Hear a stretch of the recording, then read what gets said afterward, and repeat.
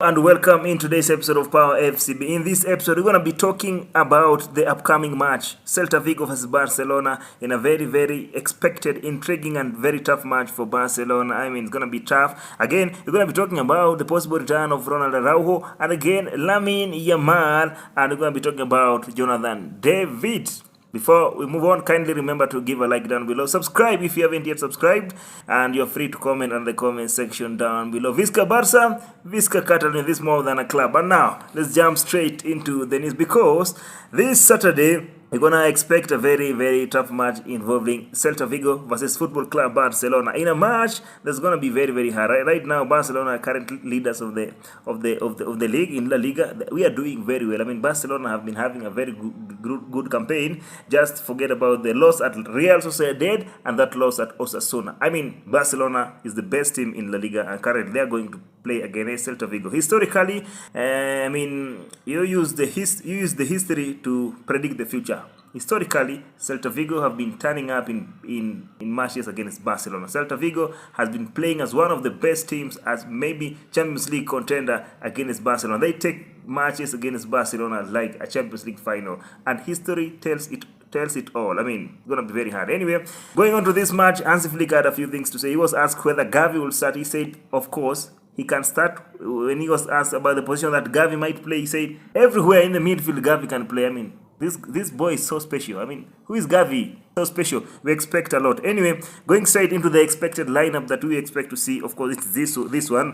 Iñaki Peña, as always, at the goalpost. I don't see maybe Wojciech Szczesny coming into this match, very tough match. Yes, he has trained for more than a month with Barcelona. We are all wondering why Szczesny is not playing. Anyway, Iñaki Peña has proven to be the number one goalkeeper, and he has done nothing wrong. He has been doing well defensively, playing that high line. I mean, it's been very good run of form for Iñaki Peña. Of course, it sounds unfair to watch Szczesny, but time will tell. Time will come. For now, I mean, right now, Iñaki Peña is number one choice. This is so surprising, and at the same time, it's not surprising. Numbers don't lie. Iñaki Peña has proven it. Then, of course, we expect this backline: Kunde, Pau Cubarsí, Inigo Martinez, and Alejandro Balde. We really like that combination, that high line, that I'm sure, very sure, that Celta Vigo will try in as much as they can to break that high line and maybe score. Whatever happened at Sociedad was so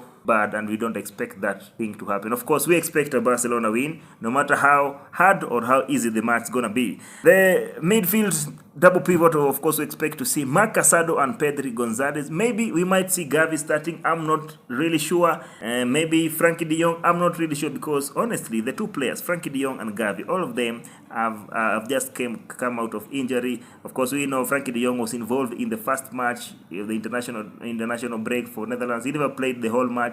He never even played the second match. So they are all cautious with Frankie de Jong in this intense match. I don't see him starting either. Maybe he'll come from the bench, as well as Gavi. I don't see, yes, Gavi. Gavi has been playing very well, of course, since he came from injury. But Barcelona are still cautious about Gavi. They don't just throw him to play maybe 90 minutes to be a starter in again very intense match like Celta Vigo. So that's why I still see Casado and Pedri, who have been doing wonders, by the way. My goodness, they are doing really good work. My goodness, Casado and Pedri, this is what we want to see. Again, Dani Olmo. We expect to see Dani Olmo as the second striker. Again, on the left, I expect to see Fermin Lopez, and on the right, Rafinha. Simply because Lamine Yamal is not yet back from injury. We're going to be talking about Lamine Yamal in a few minutes to come. And again, we expect to see Robert Lewandowski as the center forward, or the striker of the match, as the killer, or leading the line, whatever name you can call him. He's a scorer. He bangs goals left, right, and center, because he is Mr. Lewandowski, doing a very fantastic work. I mean, have been impressed with this Barcelona. Of course, Lewandowski is scoring goals.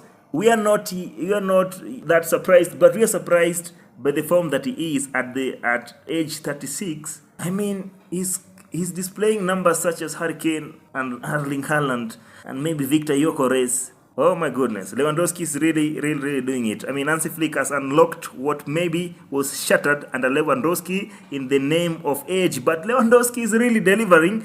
Again, Rafinha has been our best player so far, and probably the best player so far in the whole world. His run of form has been unbelievable. He has been very decisive in Barcelona's big matches. I repeat, in big matches, this is where we see Rafinha stepping up, and this is what great players do. So if he continues like this, maybe Barcelona win the Champions League, maybe, or we win La Liga, or the treble, because this team can do it anyway, no doubt about it. I mean, Rafinha, he deserves the Ballon d'Or if he continues at this level.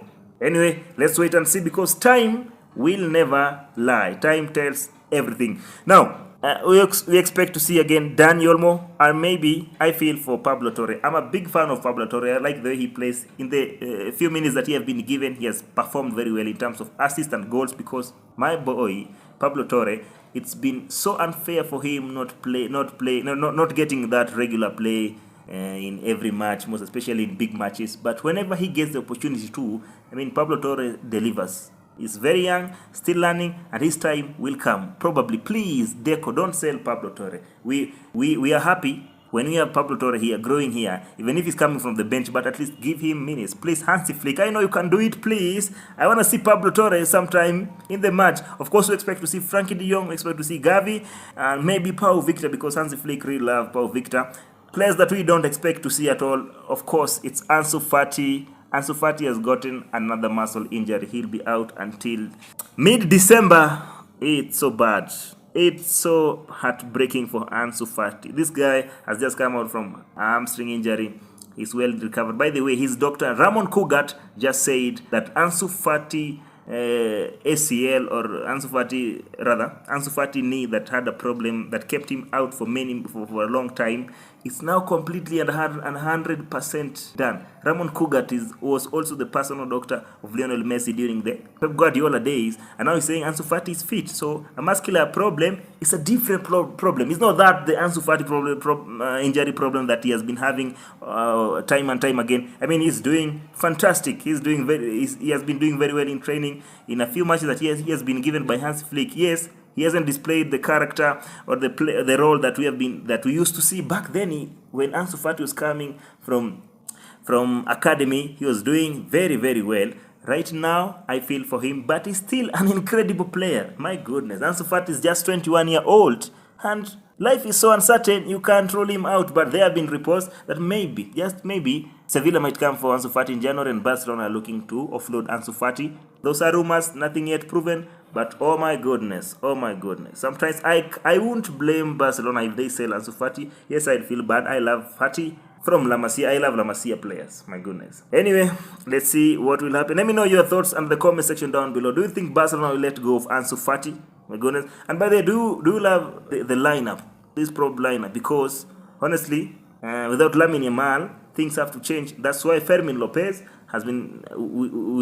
is expected to play on the left side. Then Rafinha to be dropped back to the right side where Lamine Yamal usually plays, because Rafinha can as well play there. He has been doing that in Brazil. He has been doing that in Leeds, and in the early days at Barcelona, he did it very well.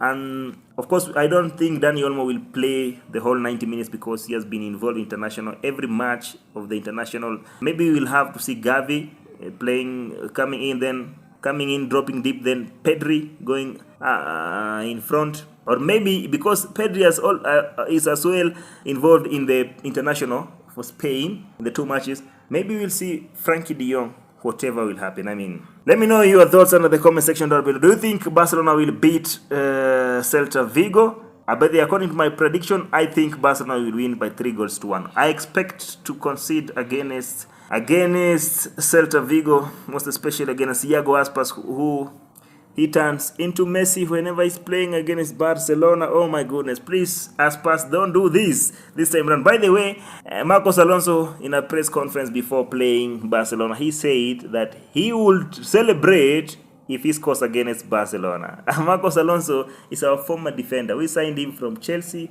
a few years back. Then he played for one season. Then we sold him. No, for 2 seasons rather. We played for 2 seasons. Then we had to sell him. So let's see what will happen with Celta, because he's doing very well, by the way, at Celta Vigo. Again, Hansi Flick has just confirmed in a press conference today that Ronald Araujo is set to return in the team training on Sunday. After the match, in the next day, Ronald Araujo is back with the full squad for a full training. Araujo is back. He's feeling very well, and Araujo is about to be intertwined or interfaced with our back line. The speed, the agility, the strength of Ronald Araujo is back into Barcelona. My goodness, this is gonna be fantastic. By the way, Lamine Yamal will be out of this match and still in doubt to play for Barcelona against Brest in the Champions League midweek. My goodness, Brest haven't lost any match in the Champions League. They are doing fantastic, and we might play them without Lamine Yamal because he's not 100% fit. My goodness, even if he will be fit to play, I don't think he will start, because if he was to start against Brest, then at least he would have been involved in the squad that travel to Celta Vigo tomorrow to play Celta Vigo tomorrow. Oh my goodness. But let's see. If we play very well against Celta Vigo, that will give us more and more confidence to play against Brest, because yes, you can't rule out Brest. They have qualified in the Champions League because they're a good team. They're a tough team. They are no weak team in the Champions League. And again, in this Champions League, Brest has proven that they are unbeatable. And now they are going to play Barcelona. I'm happy it's at home, Olympic Montjuic. And let's see what will happen. Again, to another good news involving Lamine Yamal.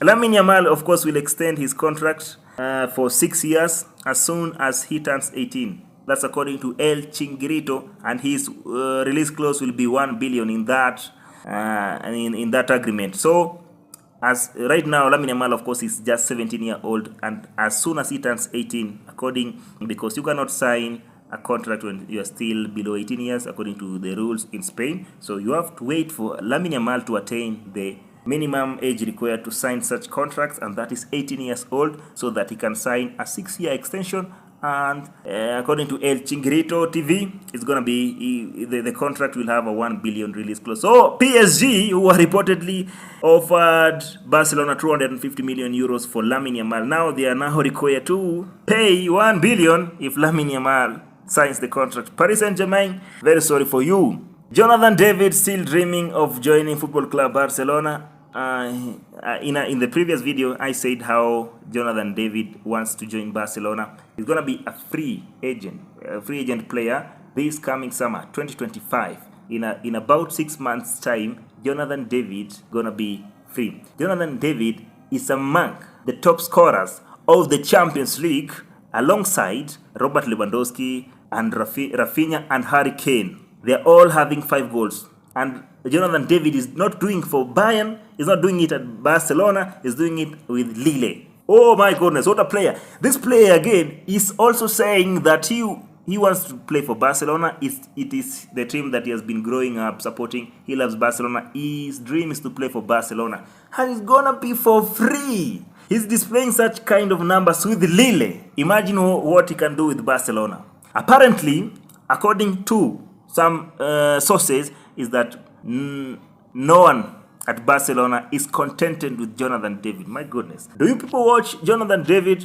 He's just 24-year-old.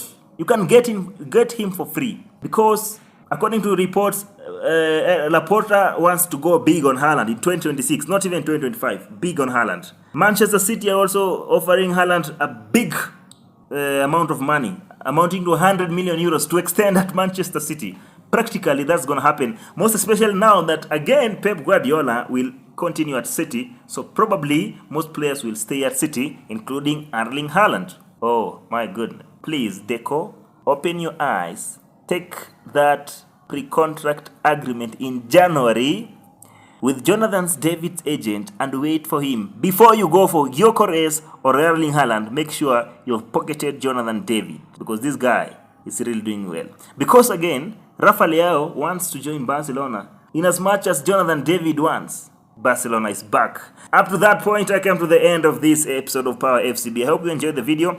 Kindly subscribe and give a like. Most especially, give a like. Smash that like button down below. And of course, don't forget to comment. At least leave a comment in the comment section down below. What do you think about Lamine Yamal injury? Is that serious? Do you think Barcelona will beat Celta Vigo? Let me know your predictions. I mean, there are many things to say. What do you think about Jonathan David? Because even if you check at Jonathan David's highlights here on YouTube, it's fantastic. He's a fantastic player. Let me know your thoughts in the comment section down below. Visca Barça, Visca Catalunya. Let's meet in the next video.